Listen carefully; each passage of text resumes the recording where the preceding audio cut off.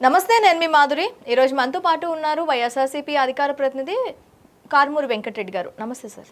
నమస్తే అండి. Sir, social మీడియాలో గత 2 రోజులుగా బాగా హల్చల్ చేస్తున్న విషయం ఏంటంటే డిప్యూటీ సీఎం చైర్ చీలిక. కొంతమంది టీడీపీకి సంబంధించిన నాయకులు దాంట్లోని లోకేష్ కూడా చాలా పరిణితి చెందాడు. లోకేష్కి చాలామంది డక్కి ముక్కీలు కొట్టుకున్నా సరే ఒక మంచి పేరు, మంచి స్థాయిని రాజకీయంగా బాగా ఎదిగాడు. సో ఈ క్రమంలో లోకేష్ కూడా డిప్యూటీ సీఎంకి అర్హుడు. మేము పవన్ కళ్యాణ్కి డిప్యూటీ సీఎం పదవి ఇస్తున్నప్పుడు ఏం మాట్లాడారు అంటే, పవన్ కళ్యాణ్కి తగ్గ పదవి సీఎం పదవి, కాకపోతే అది లేని పక్షంలో డిప్యూటీ సీఎంగా తనకి ఇస్తున్నాము, ఆ పదవికి తను మాత్రమే అర్హులు, ఇంకెవరికి ఆ ఛాన్స్ లేదు అని చెప్పన్నారు. ఏంటి ఇప్పుడు చూస్తే మళ్ళీ సెకండ్ డిప్యూటీ సీఎంగా ఇప్పుడు లోకేష్ పేరు వినిపిస్తోంది. దీన్ని ఎలా చూడాలి అంటారు? రోజుకు ఒక అంశాన్ని తెర మీదకి తీసుకురావటం, ఇచ్చినటువంటి హామీలను గాలి కొదిలేయటం, దాంట్లో ఒక భాగం కాకపోతే ఏంటిది? ఇప్పుడు ఆల్రెడీ నారా లోకేష్ అనే అతను మంత్రిగా ఉన్నాడు. అఫీషియల్గా మంత్రి, అన్అఫిషియల్గా ముఖ్యమంత్రిగా వ్యవహరిస్తున్నాడు. సో అన్ని శాఖలు లోకేష్ చూస్తున్నాడు, షాడో సీఎంగా వ్యవహరిస్తున్నాడు అనేది అందరికీ తెలిసినటువంటి విషయం. మనమేం దానికి పెద్ద రాకెట్ సైన్స్ కూడా అవసరంలా. సో ఇప్పుడు ఉప ముఖ్యమంత్రిగా పవన్ కళ్యాణ్ ఉన్నాడు. సో ఇప్పుడు తెలుగుదేశం వాళ్ళు కొత్తగా పెట్టిన ప్రపోజల్ ఏంది? ఉప ముఖ్యమంత్రిగా ఏదైతే నారా లోకేష్ కూడా ఇవ్వాలి అని. నేను అంటున్నా, ఇప్పుడు ముఖ్యమంత్రి కమ్మ, ఉప ముఖ్యమంత్రి కాపు, ఇప్పుడు మళ్ళీ ఇంకో ఉప ముఖ్యమంత్రిగా మంత్రిగా ఉన్నటువంటి కమ్మ లోకేష్కి ఇవ్వాలంటున్నారు. ఇంకొక మంత్రిగా నాగబాబు కాపుకి ఇస్తానంటున్నారు. అసలు అంటే మీ 2 కుటుంబాల్లోనే, లేదంటే మీ 2 కులాలకు సంబంధించే మంత్రులుగా కానీ లేదా ఉప ముఖ్యమంత్రులుగా కానీ ఇలా అర్హులా? వేరే వాళ్ళు అర్హత లేదా? ఏం ఇప్పుడు ఉప ముఖ్యమంత్రి నారా లోకేష్కి ఇవ్వండి, అట్లానే కాపుకి ఇవ్వండి. కాపుకి ఇచ్చారు కదా పవన్ కళ్యాణ్కి. ఒక బీసీకి ఇవ్వండి, ఒక ఎస్సీకి ఇవ్వండి, ఒక ఎస్టీకి ఇవ్వండి, ఒక మైనార్టీకి కూడా ఇవ్వండి. అంటే వాళ్ళు బీసీ, ఎస్సీ, ఎస్టీ, మైనార్టీలు అర్హులు కాదా? అంటే వాళ్ళకి అర్హత లేదా? అంటే మీ ఇంటికే కావాలా? ఇంటి కాపు, ఇంటికమ్మ. అంటే తండ్రి కొడుకు, తండ్రి కొడుకు, తండ్రి ముఖ్యమంత్రి, కొడుకు మంత్రి, మళ్ళీ కొడుకు ఉప ముఖ్యమంత్రి కావాలంట. తమ్ముడేమో ఆల్రెడీ మంత్రిగా ఉన్నాడు, ఉప ముఖ్యమంత్రిగా ఉన్నాడు పవన్ కళ్యాణ్. ఇప్పుడు మళ్ళీ అన్నకి కూడా మంత్రి పదవి ఇస్తారంట నాగబాబుకి. అంటే ఇక రాష్ట్రంలో మీ ఇంటి కుటుంబాలు తప్ప, అంటే ఇంటి కాపు, ఇంటికమ్మ, మీరు తప్ప ఇంక వేరే వాళ్ళ అర్హత లేదా? ఆ కమ్యూనిటీలో అర్హత లేదా? లేదంటే అసలు మిగిలిన కమ్యూనిటీ వాళ్ళకి అసలు అర్హతే లేదా? అసలు మీకు అధికారం ఇచ్చింది దేనికి? సూపర్ 6 హామీలను అమలుపరుస్తారని చెప్పారు. నీకు 15, నీకు 15, నీకు 15 పోయింది. నీకు ఉప ముఖ్యమంత్రి, నీకు ఉప ముఖ్యమంత్రి, నీకు ఉప ముఖ్యమంత్రి దాకా వచ్చింది ఇప్పుడు వ్యవహారం. ప్రతి ఒక్కళ్ళకి నెల 1500 రూపాయలు ఇస్తా అన్నారు, అది పోయింది. నాకు ఉప ముఖ్యమంత్రి, నాకు ఉప ముఖ్యమంత్రి అని కొట్టుకునేటటువంటి పరిస్థితి. అరే అధికారం ఇచ్చితే 7 నెలలు అయింది, 7 నెలల్లో 1,00,000 కోట్లు అప్పు చేశారు. ఒక్కటంటే ఒక్క పథకాన్ని ఇంప్లిమెంట్ చేసినటువంటి దాఖలాలు లేవు. జగన్మోహన్ రెడ్డి గారి హయాంలో వచ్చినటువంటి పథకాలన్నీ తీసేశారు. సరే కొత్త పథకాలు ఏమైనా ఇస్తారంటే అది లేదు. ఉన్నది పోయింది, వచ్చేది పోయింది. సో ఈ పరిస్థితుల్లో ఇప్పుడు నాకు ఉప ముఖ్యమంత్రి కావాలి, దీని మీద చర్చ ఏంది అసలు నాకు అర్థం కావట్లా. మీరు పెట్టుకోండి, లేకపోతే ఓ సంవత్సరం చంద్రబాబు నాయుడు ముఖ్యమంత్రి, ఓ సంవత్సరం పవన్ కళ్యాణ్ ముఖ్యమంత్రి, ఓ సంవత్సరం బాలకృష్ణకి, లేదంటే ఓ సంవత్సరం బీజేపీకి. ఇదిగా మీకు అధికారం ఇచ్చింది. అరే అధికారం ఇస్తే ఈరోజు ప్రజలందరూ ఎదురు చూస్తున్నారు. అమ్మ ఒడి రాలా, పండగలు చేసుకునే వాతావరణం లేదు. పండగలకు కానుకలు ఇస్తా అన్నారు, కానుకలు పోయి సంక్రాంతికి జోద క్రీడలను తీసుకొని వచ్చారు. సో ఒక్క పథకం కూడా ఈరోజు ప్రజలకు అందట్లేదు. ప్రజలు నానా ఇబ్బందులు పడుతుంటే మీరేం పదవుల కోసం కొట్టుకుంటున్నారా? ప్రజలేమో అరే మేము పస్తులు ఉండాల్సిన పరిస్థితి ఏర్పడింది. జోద క్రీడలు అన్నారు. ఈ జోద క్రీడలు అనేవి వైసీపీ ప్రభుత్వం ఉన్నప్పుడు లేవంటారా పండక్కి? నేను ఒక మాట చెప్తాను.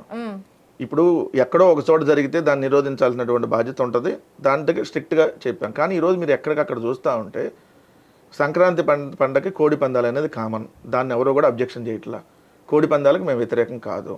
కానీ కోడి పందాల ముసుగులో గుండాట, పేకాట, లేదంటే అశ్లీల నృత్యాలు, క్యాసినో, లేదంటే చీరగాల్సు, డ్యాన్సులు, విచ్చలవిడిగా పిల్లలతో, సాక్షాత్తు చిన్న తిరుపతిగా ఉన్నటువంటి ద్వారకా తిరుమలలో చిన్నపిల్లలు వెళ్ళి ఏదైతే గుండాటను, లేదంటే పులి మేక ఆట, లోనా బయట ఆట అని ఉంటాయి పేకాటకు సంబంధించి జోద క్రీడలు, అవన్నీ ఆడుతున్నటువంటి పరిస్థితి. సో మీరు ఎక్కడికక్కడ క్యాసినోలు, రికార్డ్ డ్యాన్సులు, ఈ సంస్కృతి కాదు కదా సంక్రాంతి అంటే. సంక్రాంతి అంటే ఒక ఆహ్లాదకరమైన వాతావరణంలో మీరు అన్నట్టుగా కోడి పందాలు, బండలాగుడు పోటీలో, ఏదైతే మీరు అన్నట్టుగా కొన్ని సంబంధించినటువంటి ఏదైతే ముగ్గులు పోటీలు ఇలాంటివి ఉంటాయి సంక్రాంతి అంటే. మొత్తం దాన్ని తీసేశారు. పండగ వాతావరణం ఎక్కడా లేదు. ఎక్కడైతే మద్యం ఏర్లై మినీ బార్లు అంట, పార్కింగ్కి 200-300 రూపాయల ఛార్జీలు అంట, ఎక్కడికక్కడ పెద్ద పెద్ద సెట్టింగ్లు వేసేసి ఈ రాష్ట్రంలో కొత్త సాంప్రదాయం తీసుకొని వచ్చి, అంటే ఇవన్నీ జనాలు ఏం అడగకూడదు, ఈ పథకాల దృష్టి మరలించాలి. అదేమంటే 99 రూపాయలకు మంది ఇస్తున్నాం, తాగండి, తాగి పోగండి. ఊగి పడిపోతే ఇంకెవరు అడిగేవాడు ఉండడు, క్వశ్చన్ చేసేవాడు ఉండడు కదా. అరే మీరు పదవుల కోసం కొట్టుకునేది ఏంది? అరే మీకు అధికారం ఇచ్చిన పదవుల కోసం కొట్టుకోమనా? నీకు ఇస్తాన్న పథకాలు పోయి నాకు కావాలి ఉప ముఖ్యమంత్రి నాకి లేదా ముఖ్యమంత్రి నాకి, దీన్ని కొట్టుకోవడానికి మీకు అధికారం వచ్చింది. ఒక మీడియా ప్రతినిధి అడిగిన ప్రశ్నకు కూడా లోకేష్ గారు చెప్పింది ఏంటి అంటే, తిరుమల తిరుపతి దేవస్థానం సంబంధించి డిప్యూటీ సీఎంగా పవన్ కళ్యాణ్ గారు దానికి క్షమాపణ కోరుతున్నాము, క్షమాపణ చెప్పిస్తాము అని చెప్పి మీడియా ప్రతినిధి అడిగితే దానికి లోకేష్ చెప్పిన బదులు ఏంటి అంటే, అది డిప్యూటీ సీఎంగా ఆయన తీసుకున్న నిర్ణయం, అది ఆయన పర్సనల్, తెలుగుదేశానికి సంబంధం లేదు, తెలుగుదేశం పార్టీకి కానీ తెలుగుదేశం స్టాండ్ అది కాదు అని చెప్పారు. ఇప్పుడు నేనేమన్నా అంటే మీకే క్లారిటీ లేదు. అధికారం రావటం కోసం జగన్మోహన్ రెడ్డి అనే ఒక వ్యక్తిని ఎదుర్కోవడం కోసం ఏదైతే భిన్న ధృవాలుగా ఉన్న మీరు అందరూ కలిసి సరే ఏదన్నా ప్రజలకి ఉపయోగకరమైన చేస్తారా అంటే అది లేదు. ఇప్పుడు ఆయన ఏమంటాడు, ఉప ముఖ్యమంత్రిగా ఉన్నటువంటి పవన్ కళ్యాణ్ ముఖ్యమంత్రి వెళ్ళిన కొద్దిసేపటికి అక్కడికి వెళ్తాడు. ఎవడన్నా ఒకటే గవర్నమెంట్లో ఉంటే ముఖ్యమంత్రి ఉప ముఖ్యమంత్రి మంత్రులు కలిసి వెళ్తారు. అట్లా కాకుండా ముఖ్యమంత్రి వెళ్ళిన 2 గంటల తర్వాత మళ్ళీ ఈయనకి వెళ్ళి అంటే అధికారులు మొత్తం మళ్ళీ దగ్గరకు రావాలి. వచ్చి డైవర్షన్ పాలిటిక్స్ మనం ఏమంటాం. ఇప్పుడు ఒక అంశం నడిచింది, ఆ అంశానికి సంబంధించి డిస్కషన్, అసలు 6 మరణాలకు కారణం ఎవరు, ఎందుకు జరిగింది ఈ మరణాలకి, దీనికి రెస్పాన్సిబిలిటీ ఎవరు, దీనికి మనం ఎవరు బాధ్యత తీసుకుంటారు, ఎవరికి దీంట్లో మనం శిక్ష వేయాలి. దీన్ని వదిలేసి పవన్ కళ్యాణ్ సారీ చెప్పాడు, అందరినీ చెప్పమన్నాడు. సారీ చెప్పేస్తే కాదండి, హత్య చేసి సారీ చెప్పేస్తే చచ్చిపోయిన మనిషి వెనక్కొస్తాడా, లేదంటే రేప్ చేసి సారీ చెప్పేస్తే అయిపోతుందా? పవన్ కళ్యాణ్ కొత్త సిద్ధాంతం తెర మీద తీసుకొని వచ్చాడు, సారీ చెప్పమన్నాడంట. సరే సారీ చెప్పమంటే ఆ టీటీడీ చైర్మన్ ఎవడు పడతాడు సారీ చెప్పమంటే నేను చెబుతానా అన్నాడు ముందు. మళ్ళీ తర్వాత ఆయన్ని జనసేనలు బూతులు తిట్టడం స్టార్ట్ చేసిన తర్వాత మళ్ళీ ఏదో చంద్రబాబు ఏదో సారీ చెప్పి ఏమైంది అంటే నేను పవన్ కళ్యాణ్ ఉద్దేశించి అట్ట అనలేదు అని మళ్ళీ వివరణ ఇచ్చాడు. 2, ఇప్పుడు నిన్న లోకేష్ని అడిగారు మీడియా వాళ్ళు, పవన్ కళ్యాణ్ సారీ చెప్పమన్నాడు కదా అని.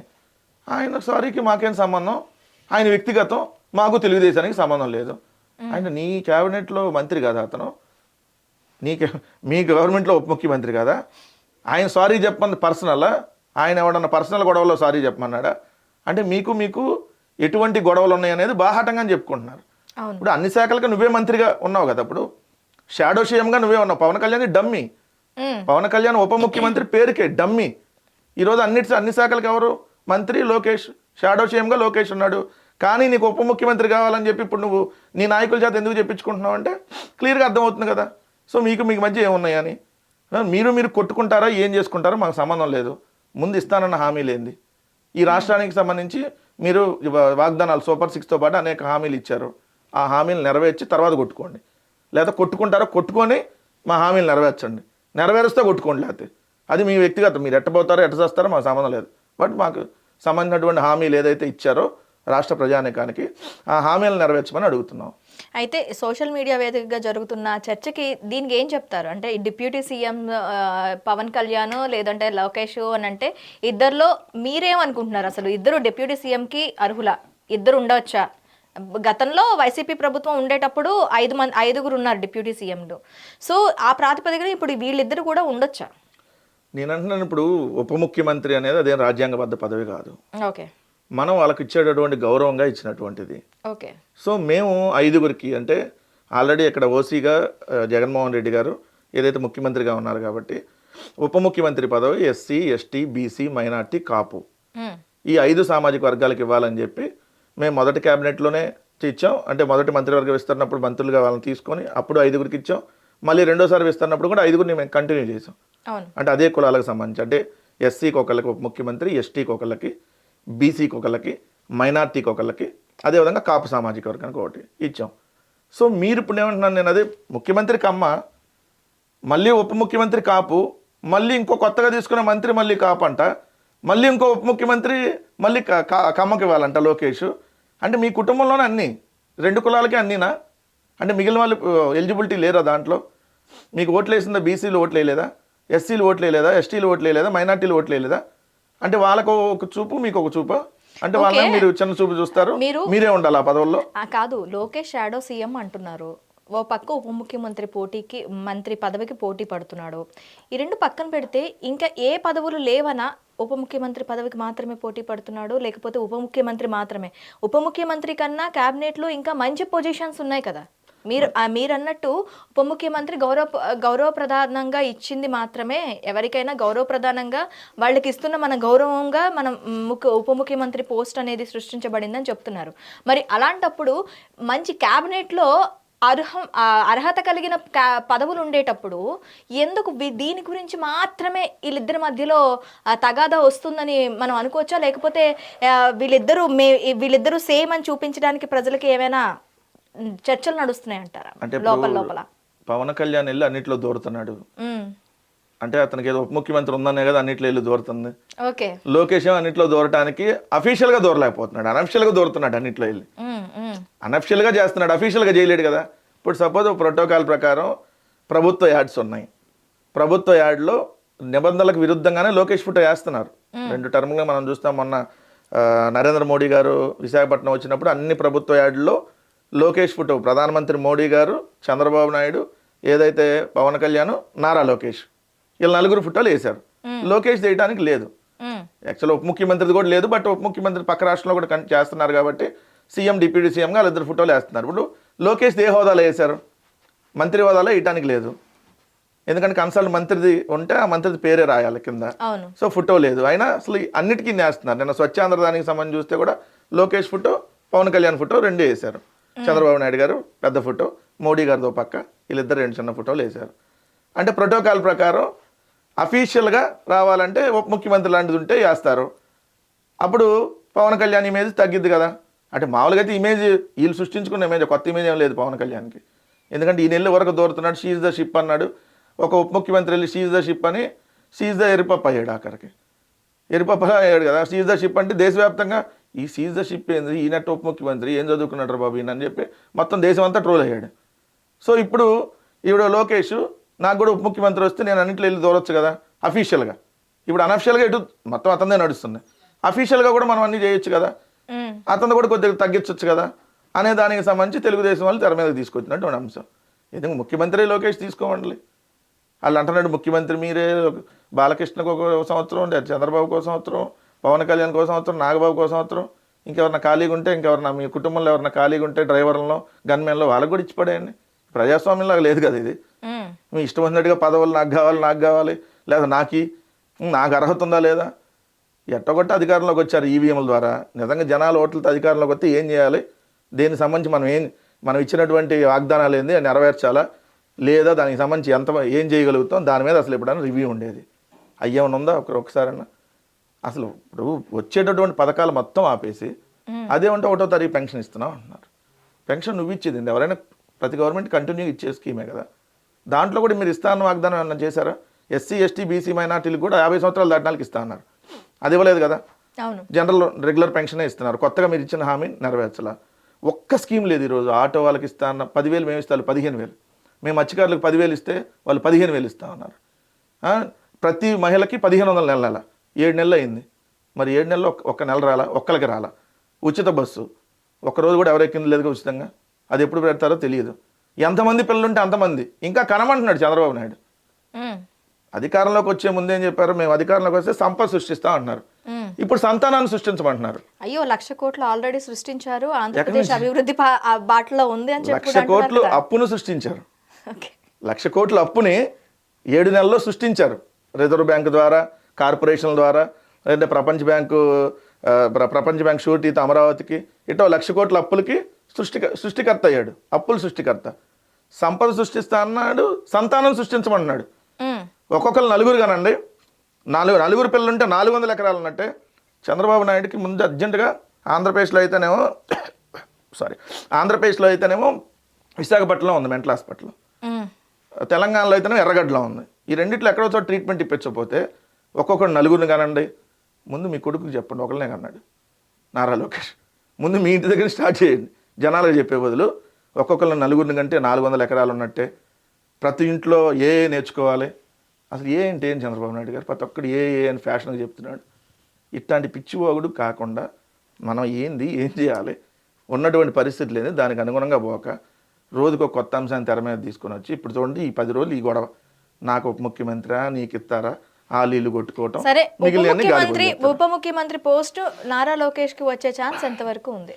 ఆయన అనుకుంటే వాళ్ళది ఇప్పుడు ముఖ్యమంత్రి కూడా ప్రమాణ స్వీకారం చేస్తాడు. ఓకే, నారా లోకేష్ అనుకుంటే 5 నిమిషాలు ముఖ్యమంత్రి పదవి. ఎందుకు తెలుగుదేశానికి 134 సీట్లు ఎన్ని ఉన్నాయి సింగిల్గా. జనసేనలో ఎవడో పోండి అవతలకి అంటారు. ఆయన జనసేన పవన్ కళ్యాణ్ ప్రపోజల్ పెట్టిస్తారు అవసరం అయితే. పవన్ కళ్యాణే ప్రపోజల్ పెట్టించి నారా లోకేష్ని ముఖ్యమంత్రి చేయండి అని కూడా అన్న కూడా ఆశ్చర్యం లేదు. ఎందుకంటే ఆయన బతుకంతా బానిస బతికే కదా. సో ఏమంటాడు చంద్రబాబు నాయుడు, లేదే లోకేష్ గొడవ చేస్తున్నాడు ముఖ్యమంత్రి అవ్వాలంటున్నాడు, సో మళ్ళీ ఉప ముఖ్యమంత్రి నువ్వు ఒకడే ఉండు అని అంటే, సరే సార్ అట్లా మీరు అట్లా చెప్తారు సార్, తీసుకుంటాను సార్, నేనే ప్రపోజల్ పెట్టమంటారా సార్, పెట్టాయా పెడతాడు అవుతాడు. సో అని అనుకుంటే 5 నిమిషాలు. ఏంటంటే వాళ్ళ దగ్గర అధికారం ఉంది కదా, అన్ని శాఖలకి మంత్రిగా షాడో సీఎంగా ఉన్నాడు, డైరెక్ట్ సీఎం అవడానికి ఎంతసేపు అని. సో వాళ్ళే అధికారం ఉంది కాబట్టి సో జరిగిద్ది అది. సో లోకేష్ని పట్టాభిషేకం చేయటం కోసమే ఈ ముందు ఈ ఫెయిలర్లు ఇవన్నీ వదులుతా, వాళ్ళు ముందు చంద్రబాబు నాయుడు ఏం చేయాలన్నా ఒక ప్లాన్డ్గా ఆర్గనైజ్ చేస్తాడు. ఒకళ్ళని పిచ్చి కుక్కని ముద్ర వేయాలనుకోండి, ఏం చేస్తాడంటే ఈడు అవినీతిపరుడు, ఈడు అక్రమార్కుడు, అసలు ఈడు అది చేశాడంట, ఈడు ఇది చేశాడంట, అసలు మొత్తం రకరకాల కథనాలు రాపిచ్చేసి వాడిని పిచ్చి అని ముద్ర వేస్తారు. మీరు చూశారు కదా ఆంధ్రప్రదేశ్లో జగన్మోహన్ రెడ్డి గారు 5 ఏళ్ళు ఉంటే 10 లక్షల కోట్ల అప్పు, తెల్లారి 11 లక్షల కోట్లు, 4 రోజులు పోతే 12 లక్షల కోట్లు, తర్వాత 14 లక్షల కోట్లు అప్పు అన్నారు. అసలు రాష్ట్రం అడుక్కుదింది, శ్రీలంక అయిపోయింది, ఈ రాష్ట్రం సర్వనాశనం అయిపోయింది, ఒక్క కంపెనీ రావట్లేదు అన్నారు. ఇప్పుడు అప్పు ఎంత అంటే 6.5 లక్షల కోట్లు. జగన్మోహన్ రెడ్డి గారు మీ భూములన్నీ లాగేసుకుంటున్నాడు అన్నారు. మళ్ళీ ఇప్పుడు భూములు రీసర్వే జగన్మోహన్ రెడ్డి గారు చేసింది, భూములు రీసర్వే చేస్తున్నాడు.